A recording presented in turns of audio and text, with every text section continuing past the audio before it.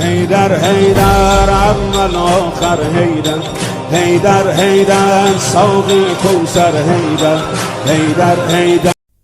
بسم اللہ الرحمن الرحیم. کوفے والوں کے خطوط.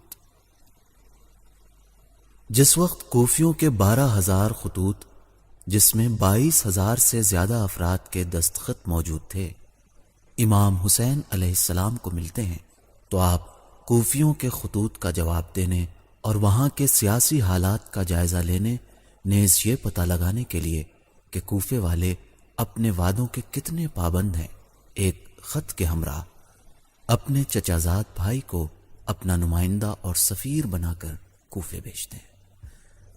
جناب مسلم کو یہ پتہ لگانا تھا کہ کوفے والے اپنی بات میں کتنے سچے ہیں اور جو خطوط انہوں نے امام حسین علیہ السلام کو لکھے تھے تو کیا وہ امام کی نصرت کے لیے تیار ہیں یا نہیں.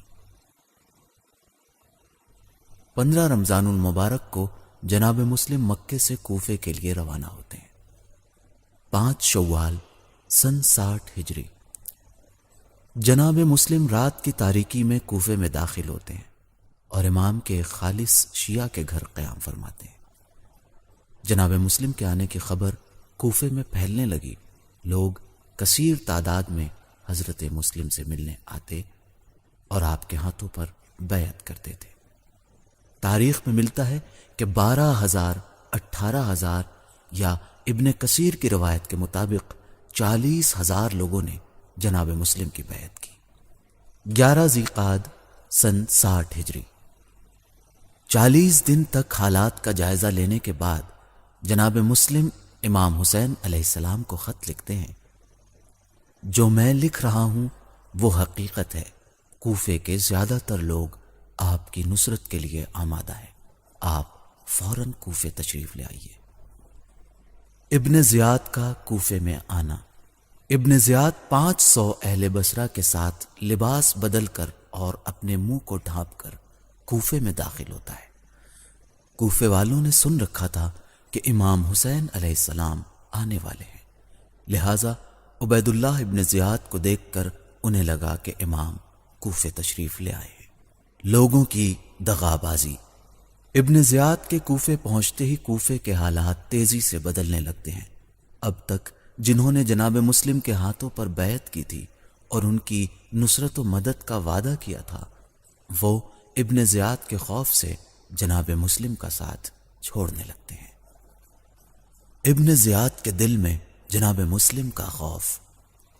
اگرچہ لوگوں نے جناب مسلم کا ساتھ چھوڑ دیا تھا لیکن اس کے باوجود ابن زیاد کو جناب مسلم اور ان کے اصحاب کا خوف اتنا تھا کہ وہ اپنے محل سے باہر نہیں نکلتا تھا. ابن زیاد نے اپنے سپاہیوں کو حکم دیا کہ مسجد کی اچھی طرح تلاشی لیں کہیں مسلم مسجد میں نہ چھپے ہوں. جب ابن زیاد کے سپاہیوں نے مسجد کی اچھی طرح چھان بین کر لی اس کے بعد ابن زیاد مسجد میں داخل ہوا. 8 ذی الحجہ سن 60 ہجری.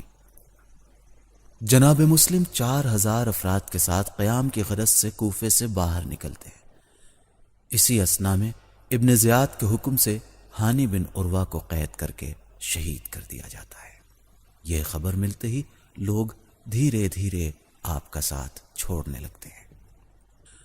دوسری طرف ابن زیاد اعلان کراتا ہے کہ جو بھی جناب مسلم کی خبر دے گا اسے بڑا انعام دیا جائے گا. کوفے میں کوئی جائے پناہ نہ ہونے کی وجہ سے آپ کوفے کی گلیوں کا چکر کاٹتے رہتے ہیں. یہاں تک کہ تھکن اور پیاس کی شدت کی وجہ سے آپ طوع نامی ایک خاتون کے گھر میں پناہ لیتے ہیں اور پوری رات عبادت میں گزار دیتے ہیں. 9 ذی الحجہ سن 60 ہجری. طوع کے بیٹے کی مخبری کی وجہ سے ابن زیاد کے بہت سے سپاہی طوع کے گھر کا محاصرہ کر لیتے ہیں. جناب مسلم طوع کے گھر سے باہر نکل کر دلیرانہ جنگ کرتے ہیں اور بہت سے دشمنوں کو واصل جہنم کر دیتے ہیں. آخرکار دھوکے اور فریب کے ذریعے آپ کو گرفتار کر کے ابن زیاد کے سامنے پیش کیا جاتا ہے. حضرت مسلم کی شہادت. جناب مسلم کو بکر بن حمران احمری کے حوالے کیا جاتا ہے تاکہ وہ آپ کو دارالعمارہ کی چھت پر لے جائے اور آپ کے سر کو قلم کر کے بدن نیچے زمین پر پھینک دے۔ جناب مسلم کو دارالعمارہ کی چھت پر لے جایا جاتا ہے۔ آپ کی زبان پر تکبیر و تحلیل اور تسبیح جاری تھی۔ آپ محمد و آل محمد پر صلوات بھیج رہے تھے اور کہہ رہے تھے، پروردگارا تو خود ہمارے اور اس قوم جفاکار و فریبکار کے درمیان حکم فرما جنہوں نے ہماری نصرت نہیں کی۔ لوگوں کی کثیر تعداد دارالعمارہ کے نیچے سے یہ منظر دیکھ رہی تھی۔ جناب مسلم کو بازار کفاشان کی جانب رخ کر کے زمین پر بٹھایا گیا اور آپ کے سر و تن میں جدائی کر دی گئی۔ آپ کے جسم پاک کو دارالعمارہ سے نیچے پھینک دیا گیا۔ نیچے کھڑے لوگ صرف تماشائی کی طرح یہ منظر دیکھتے رہے۔